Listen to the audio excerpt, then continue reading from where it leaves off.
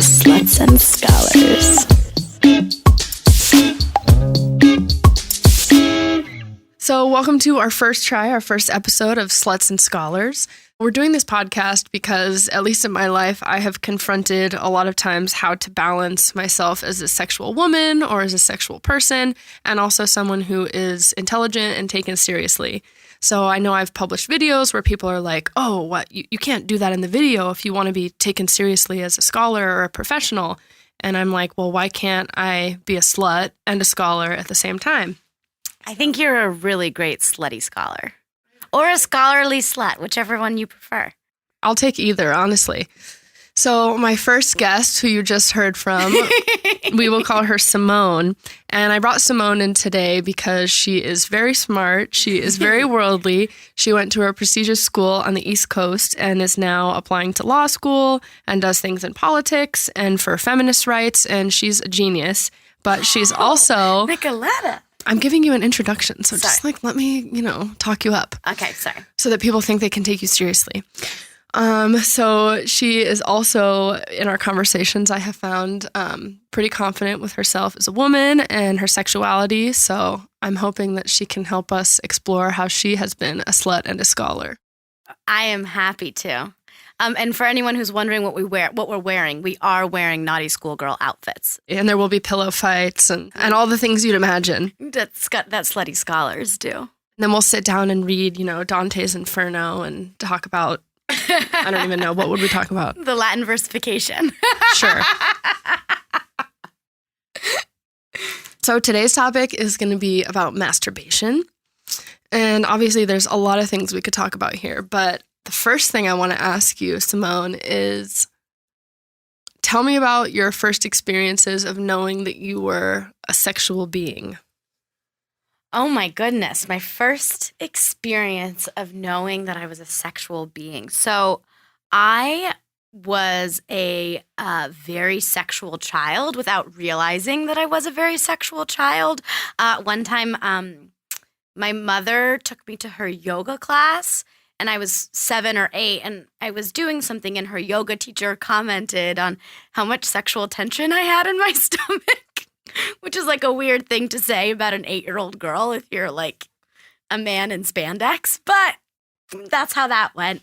So I think, I guess I always thought a lot about sex as a kid. I didn't realize I had a vagina until I was like 10. I thought you had to cut a hole, but I thought about So did you cut a hole before every time you peed, or? You don't pee out of your vagina, Nicoletta. You pee out of your urethra. That is a great point. Yeah. See, look how smart she is. Well, speaking of vagina versus urethra versus clitoris, it wasn't till sophomore or junior year of college that I realized how far away my urethra was from my clitoris, and I was very embarrassed that it took me that long.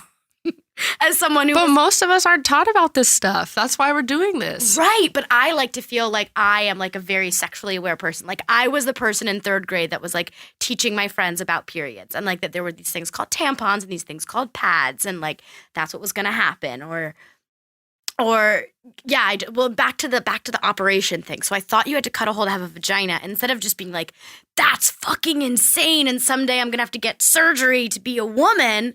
Which is a very interesting, whatever, side note. Some people do get surgeries to be women. Well, you can be a woman without surgery, of but... course. You are full of these amazing points today. And as the sex therapist or sexologist, I feel like I'm saying all the wrong things. So I'm so glad you're here to point out all these things that I'm missing. You're not saying anything wrong. You're saying things. And I think that's why we're here to figure out the things that we think and the things that we say and what they all mean. But... to come to the point about the whole thing, which is not a thing this is not a thought that I've ever had before, but because I was so normally I think if you have to have if you believe that you're gonna be forced to have an operation as a child, I think you think of it fearfully and you're very worried about it. But I knew that I was very excited for the day I would get my vagina. That's an exciting day. I remember lying in my bed and kind of touching myself, thinking about the day when I would be okay, now I'm a vagina, now I have a vagina and I'm now a sexual person. And I very much associated that with being with like being a sex worker, that like your parents groomed you to be this is like a weird, How did you come up with these ideas? I saw an episode of Friends where they went to a strip club. Oh, I love that one because they played this song of Depeche Mode that I really like. Okay, so I was not really allowed to see Friends growing up. Like my mother never censored my reading, but she did censor the films and TV that I watched. So like I couldn't watch Friends, but I read like Lady Chatterley's Lover. So like that's my childhood. That's like one of the most feminist sexual books. Yeah. Like it kind of started it. Yeah, but I don't even know if I understood it. I was like 8. At least you were well read. But no, so I remember seeing that, and I kind of was aware that I wasn't supposed to be knowing about strippers, and I just like was very attracted to the idea of being one. And so like I had all these like little fantasies as a child of like operations that I would have that you needed to like be a stripper, which is like such a weird thing to think about because that's amazing. But like, yeah, I can't believe I'm telling you this. This is kind of embarrassing. How is it embarrassing? Because because it wasn't like a sexual, I mean, I guess it was a sexual, I guess I spent a lot of my childhood thinking about myself as a sexual person or object. I don't know. It's more, yeah, I don't know. I guess like, and it's so weird. Like I'd like to think that that episode of Friends had nothing to do with it. But I do think that if I'd never seen that episode of Friends and like thought about the concept of strippers and like seen strippers and like had no other exposure to them, then I wouldn't have had these like crazy fantasies, not fantasy in terms of sexual desire, but fantasy in terms of like what I'm able to imagine that lifestyle is about and what you need for that lifestyle. Yeah, but so I would like try to stick money and stuff there. No bills because I was a small child, but I would try to hold coins between my labia. How many could you hold? I'm like impressed. I wonder if you can still do these tricks, to be honest. I think it's very easy to hold coin. Because like I didn't realize that they put it in their underwear. I thought you had to hold it with your vulva. Well, this is very important for those of you out there listening. If you do want to stick coins in your labia, make sure that you clean them first because a lot of people touch coins. Yeah, I think it's fucking disgusting that I put coins in my. I didn't put them in my vagina because I didn't realize I had one. I thought I had to cut that. Right, it was your pre-vagina. My pre-vagina. But I would like hold in my labia, and yeah. I could hold a lot, probably like 10 coins. Well, I think it's 10 to 15. That's really impressive. I would like stand. There are shows that would hire you. I would stand on the sink in my bathroom and like look at the coins that I could hold. This is so embarrassing. It's like a piggy bank, like a Simone bank. If I want this to be on the internet. We'll see. I don't think it's embarrassing at all. Maybe I can tell you some stories about me that will give me your labial coin equivalent. Well, I think what's interesting about saying like, well, it's embarrassing because I think even if you have a liberal family, whether it's like a show or whatever, we're kind of taught that like this exploration is wrong or embarrassing or like something that shouldn't be talked about. But most kids are born as sexual beings. Like even baby boys can get erections and baby girls can get like wet. And so, really? Yeah, even though it's not maybe sexual and of course they're not matured, unless you're, feel or designate yourself as asexual, pretty much we're born as sexual people. So, people can figure out from an early age that like touching yourself down there feels good. Some people even have their first experience like riding on their parents' lap, like, oh, going for a pony ride. And they're like, oh, this is amazing. Interesting. And so I'll tell you a little bit about what I would do, and then maybe you'll feel comfortable to tell me a little more about your labial adventures. That would be a great book. So I don't remember when I first realized. I mean, I think much like you, I didn't think it was sexual at the time, but I really enjoyed what I called exercising. And so now I hate exercising. I mean, not sex, but I don't like actual exercising. But the exercising at the time was I figured out that if I like grinded on a pole of sorts, like a lamppost or like a fireman's pole at the park, pretty much anything like long, hard, and straight, that if I like grinded up and down it for long enough that like it would feel amazing or I would orgasm. Of course, I didn't know it was an orgasm at the time. So lucky for me, we lived across the street from a park for a while. And so I would go there for hours to exercise.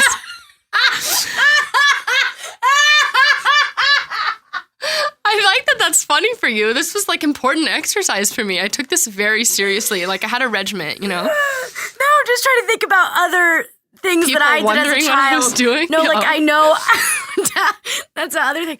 No, but like things that I like told my parents that I was doing when I like very much was not doing that. I'll figure it out. Go. So tell me about your exercise. What'd you do?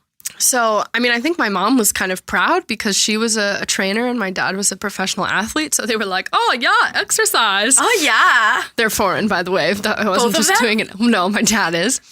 But so my exercises happened as much as I could get. And when I wasn't able to go to the park, I just want to know what you did at the park. Like I had clothes on, but I would sort of hold myself up on the pole with like my hands by my chin, sort of like you do like a chin up. And I would wrap my legs around the pole and just sort of like contract my like pelvic muscles and my stomach doing muscles. Kegels. I was doing Kegels and like rubbing on it for a long amount of, it was sort of like dry humping.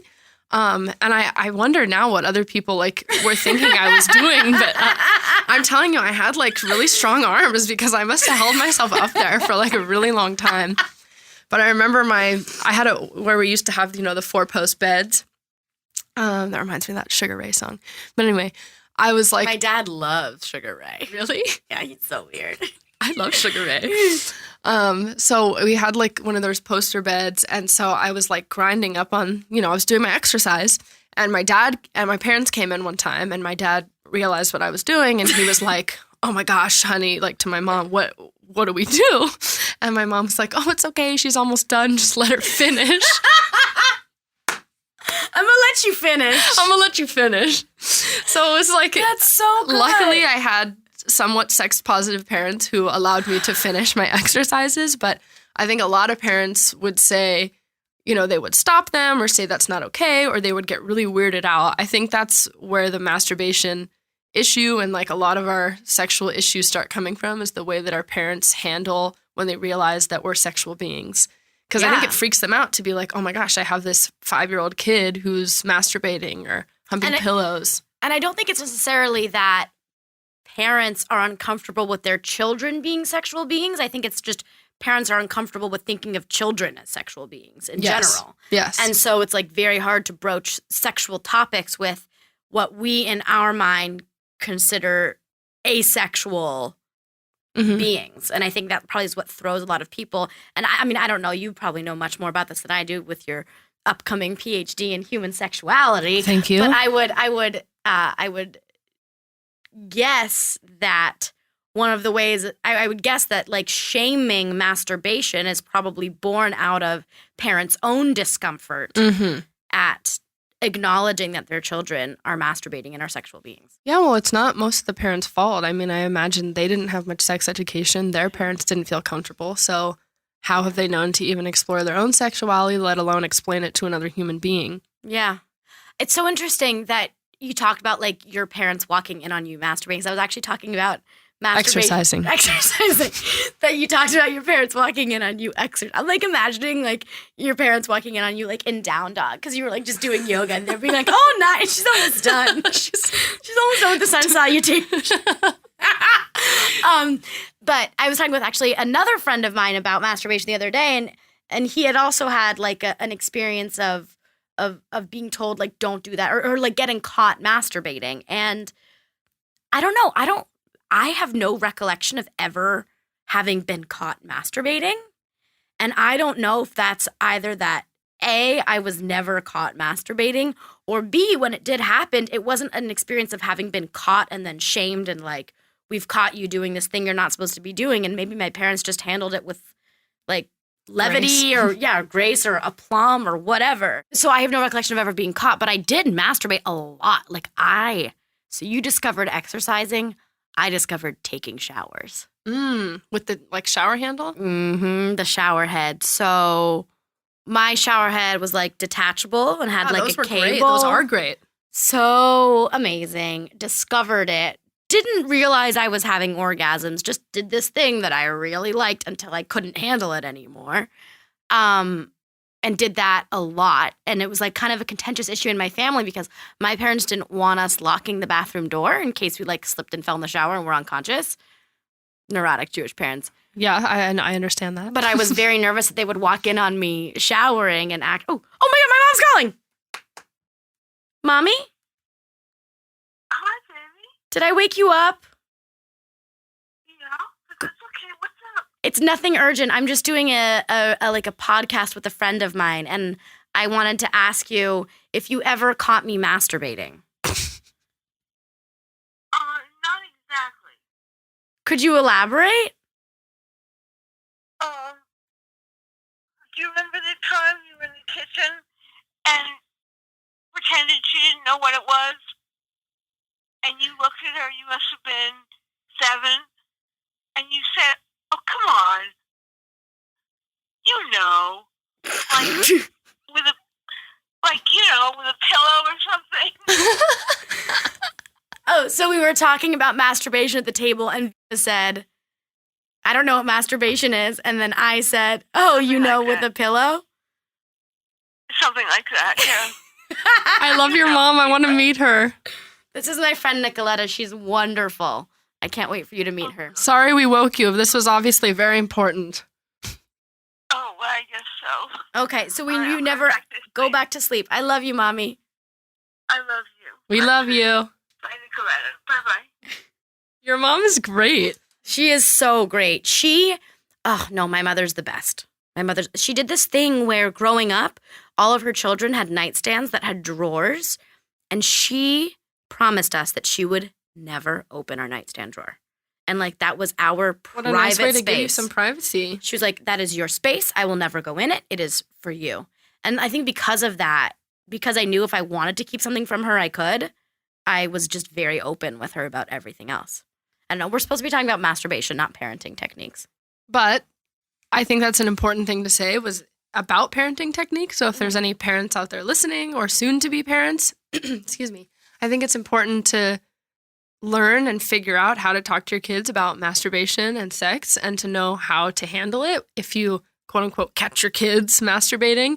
It sounds like your mom was pretty positive about it, gave you privacy and was, good experience. Yeah, I mean, the privacy wasn't really about the nightstand drawer wasn't really about masturbation, but like, I think it's so interesting that... But who knows what you're keeping in your nightstand drawers? It could be like all those coins. No, it was like Twix bars for a really long time, like various candy bars and then like condoms and like... Labia coins. No labia coins. That was in the bathroom. No, my nightstand drawer had like Twix bars and condoms and like... The essentials. The butts of joints that I like... couldn't throw out anywhere because I didn't want my parents finding them.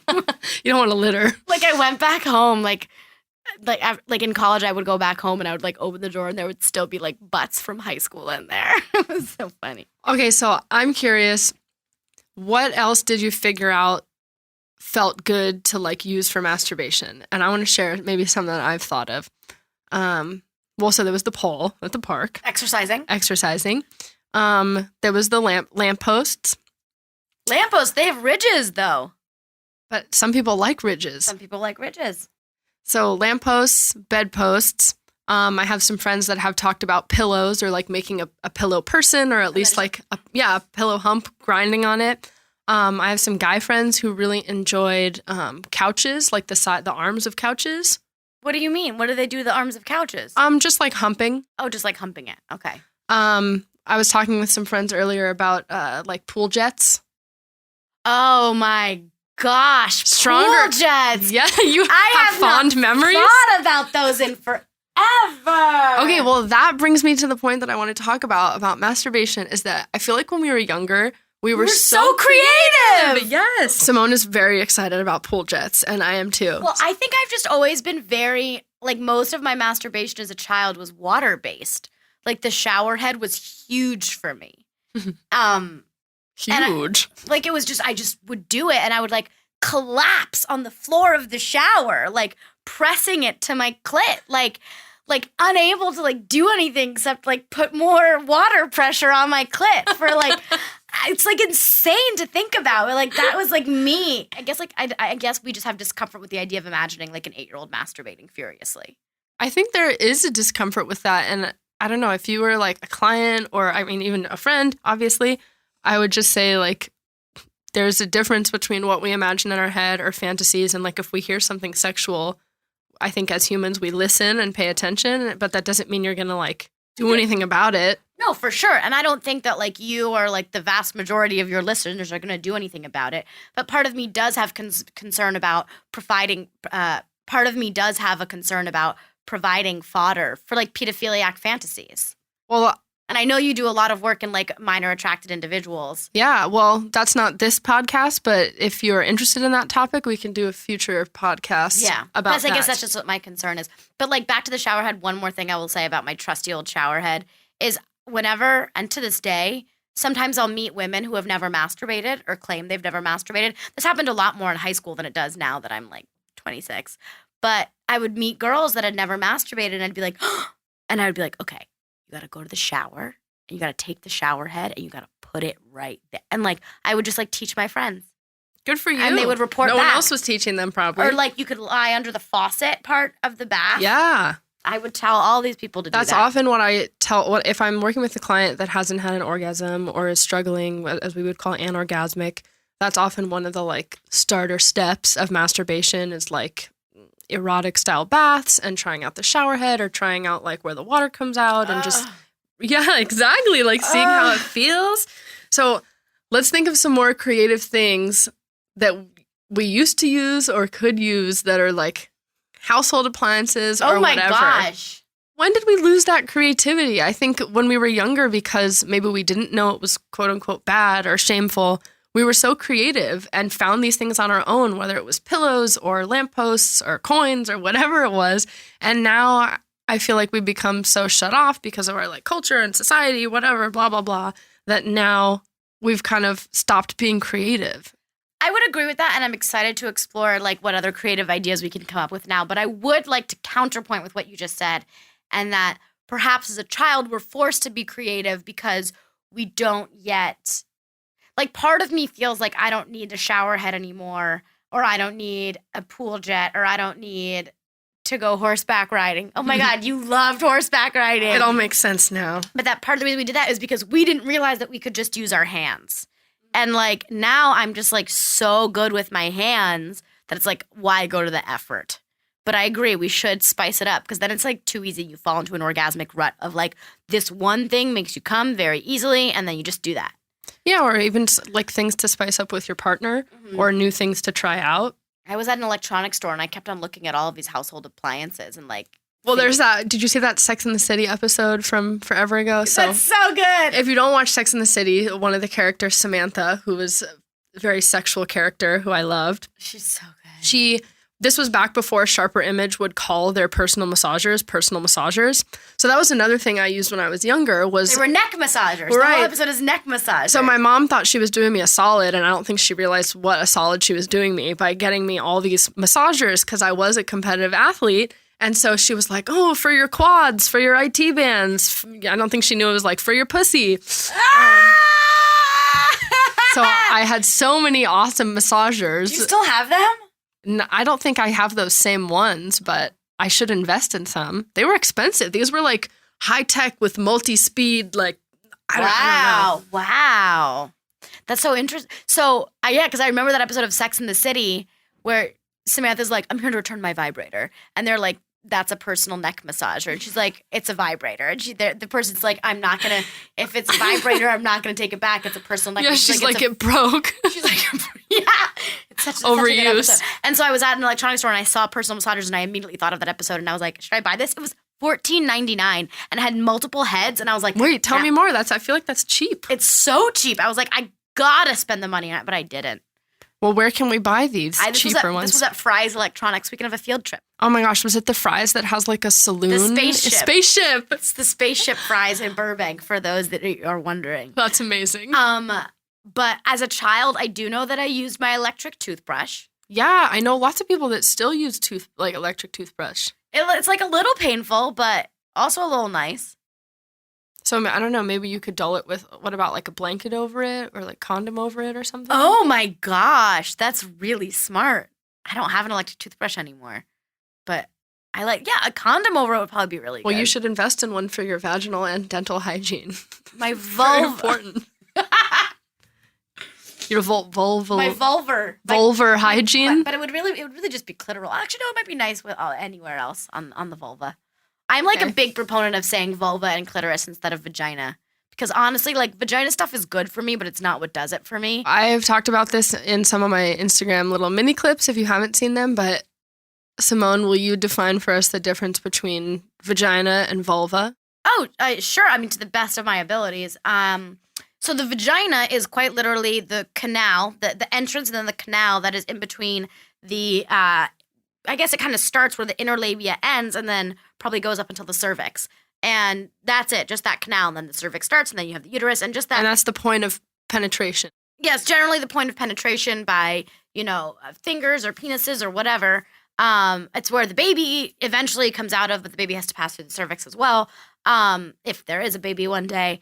But so the vagina is just like the tunnel, right?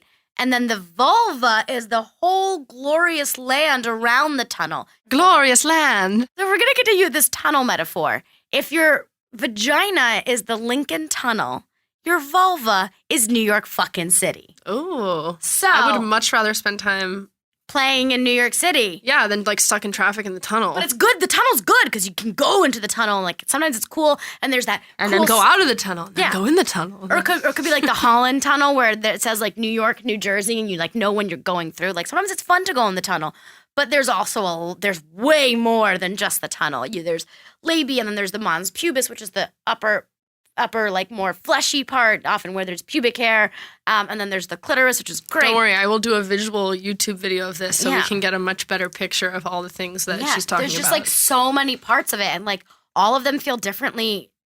All of them react differently to different sorts of touches, and it's like we are not getting fingered for the first time anymore, ladies. Like it's not just about sticking a finger in there. There's like so much other stuff to touch and play around so much with. Other stuff to put in.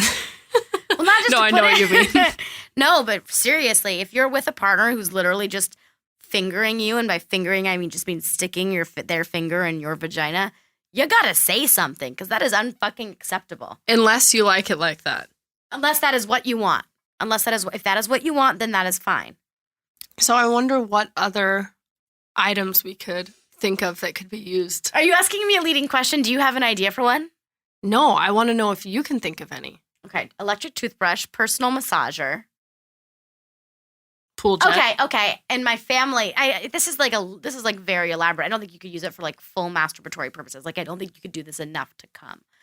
But in my family, this started off with my sister as a child. We went over a speed bump in the car, and my sister goes, "That gave me a funny feeling in my vagina." And so now, whenever we're in the car as a family, everyone, including my brother, will all go, "Wow, that gave me a funny feeling in my vagina." So I guess that was alluding to, like, pleasure. Yeah, definitely. Oh, like when I know that you and I are both roller coaster junkies, but like when you're going down on a roller coaster, I feel like that stomach drop feeling is sort of like, I sometimes feel like my vagina just like dropped out of my body, and it's this amazing out of body experience. That's so cool. We should use our season pass to Six Flags and just go exactly. and just masturbate. We should be on their commercials, like all the fun things you could do at Six Flags. Oh my God, yeah. But if you do the commercials, then you have to ride the roller coasters over and over and over again, and then maybe because of enough stimulation, you'll come. Of course, I do think it's interesting. I've seen some sex toys that are made to look like vegetables, but they're like synthetic or silicone or whatever. But I do know people that use vegetables. So I would say there are so many ways that you can be creative, but obviously the normal way that you would like clean your sex toys or, I don't know, the materials that are safer to use for masturbation. I think that's something to take into account when you're just like figuring out what you want to use to masturbate. And I mean, I think we've been focusing a lot on female masturbation, but I don't know. I mean, I don't know a lot about male masturbation, TBH. Yeah, Who gives handjobs anymore? We're not in 7th grade. Okay, you know what? Just kidding. There is so much to say for the adult handjob. And by adult handjob, I mean like making sure you have lube on hand, like literally. Can you believe we used to, I mean, I don't know if you did this, but like we used to like jerk boys off with no lube. Like as children, not children. As children. This is a child and pandemic. No, but like that was like a thing that I did. Like grab a dry dick with my dry hand and like tug at it. Sandpaper. So interesting. Okay, so tell me about it. Sell me on the adult hand job. I'll do it. If it's someone that I really like, I'll do it because I like being able to like look at them. Well, the adult hand job. Of course, everybody likes it different. But again, I think lube or some sort of spit usually isn't going to cut it for the entirety of it unless you've also been like giving them oral sex for a while. And you No, but that's what I'm saying. Like I'm talking about just solely manual stimulation from erection to orgasm. Okay, great example. As an adult, can you do this? Let's say like a hetero relationship, a woman has her period and she doesn't feel like having sex, doesn't want to have sex, whatever, or even not having her period, just like not in the mood. Yeah, because I was going to say, if I'm on my period, I'm sure as shit not giving you a hand job. Well, I guess we both have different styles. Or I'll give you an example. Let's say a couple just went out to dinner. They're feeling very full. They are also horny, but they're not really feeling able to like get on top or thrust and do that stuff. But it's like, oh, we just had this nice dinner. Maybe we want to like get intimate. I think mutual masturbation can be a cool thing to do. And if you're wanting to help your male partner out, the adult hand job, I would say, is definitely lube. Obviously, if you want to like include some oral in there, you know, you do you. There's so many ways to do it. I often think it can be a sexy thing to ask your partner, like, show me how you like it. Yeah, that's then, great. You know, if they like sort of that like circular, like screwdriver motion or just straight up and down. And also when you're asking them to show you, then you don't actually have to do it. It sounds like you really don't like giving hand jobs. Honestly, I have found them to be so fun. I think it's just that I love giving heads so much and I'm like so good at it that like whenever I'm giving a hand job, I'm like, why am I doing this? I'm just saying, maybe it's because But I've done it. I guess it's more, I also, sorry to cut you off, but I also think that it's just like, it's like requires a lot of effort, I think, to make someone come using just your hands. Well, some people can't come just from it, but I think if you learn the art of the adult hand job, they definitely can. I can vouch for that. I've done it. It's just like... Not for you. But I'm not going to yuck your yum. You know, if you love the adult hand job, then like you're going to have that little strong little muscle in your thing. I strengthen my forearms with yoga, and you do another form of exercise. Exactly. See, I don't like to like exercise in the way that we know it. You know what? Sex counts as an exercise. You burn a fuck ton of calories, or you can. Well, let's fast forward a little bit, and I want to get back to topic, even though this has kind of all been on topic. But how do you feel like? Have you ever confronted a situation where you felt like you've been discriminated against? I don't just mean as a woman, but since we're on the topic of sluts and scholars, do you feel like that's ever been an issue for you of how to balance being taken seriously as a woman or an attractive woman or whatever, but also being professional? Maybe you haven't. What I think is super interesting is that when you're a person who's comfortable talking about sex like you are or I am, and you are comfortable talking about your sexuality and other people's sexuality and your sexual beingness, that for some reason, people that you interact with feel like they can take liberties with their behavior. That it's like, oh, you're comfortable talking about sex, so I can smack your butt. Or you're comfortable talking about sex, so I can be lecherous towards you. And I think that's a really interesting thing, that just because you are comfortable talking about sex within like the confines of your own boundaries. Doesn't mean it's an invitation. Doesn't mean it's an invitation. Exactly. And I think that's a really interesting thing to think about, that because you talk about sex and you acknowledge that you're a sexual being, then you're like always up for it or always interested, or like your standards are lower. But to answer your question, that wasn't, am I a sexual being, but do I feel like people have treated me different in my life because I am a sexual being? I think the answer is like, obviously, yes, right? It's so, to me, I think talking about sex is really important. And I think not only because sex is important, but I think we need to like remove all the taboos surrounding it. And that's how people can live like happy, pleasure-filled lives, which is kind of the point of what we're doing here. Yeah, right? which I'm so glad about. But so, yeah, I am very comfortable talking about my sexuality and things like that. And it does sometimes bubble up in some like weird situations. So I work in media and entertainment, like this is Los Angeles. And so like I'll be on set and like we'll be talking about stuff and like, you know, dudes will talk about sex and I'll talk about sex and like other women will talk about sex. And it's like, whatever, it's another conversation. Mm-hmm. But then we'll be at like a rap party. This happened to me at a rap party that I attended a couple months ago. So it's still technically like it's a social professional situation. And one of the camera guys like at the party just like was like grabbing my butt while we were taking a group picture. And I was like, what the fuck are you doing? And he was like, what are you talking about? Like, you're down with it. You're always talking about sex and stuff. So because you were so open and willing to talk about it, he was like, you're cool with me just grabbing your ass. Yes. And like, that is crazy to me. And like, that's why I think we need to like dispel the myth that like, just because you talk about sex means you're like down for anything, anytime, or that it's an open invitation. With anyone. Yeah. Like, my body is not an invitation for your commentary. My ass is not an invitation for your hand. Like, I mean, sometimes it might be, but not in when that you want context. it to be. But so, yeah, that's my answer to your question, which I think is so important. So I'm turning the table right back on you, Nicoletta. Why do you think it's so important that we address these issues? And what kind of discrimination have you faced? Because you're like a sex therapist. So talking about sex is your profession. And like very clearly it's had an effect on like how seriously people take you. My takeaways would be masturbation has some amazing health benefits. I think especially as we age and maybe things change down there because the rest of our body is aging, it can be an important thing to keep like collagen and elasticity and different hormone production down there. So it really does sort of like if you don't use it, you lose it kind of thing. But just daily things in terms of mood, like dopamine. It is exercise. Endorphins. Yeah, lots of things. Endorphins make you happy, and happy people don't kill their husbands. Exactly. Legally Blonde. Love it. So that's one takeaway. The second one is that it is very normal for kids to explore themselves and their sexuality from birth, pretty much. And so to figure out how to handle that, how to talk to your kids about it, and yeah, to figure out how it fits into like your faith and spirituality, if that applies to you.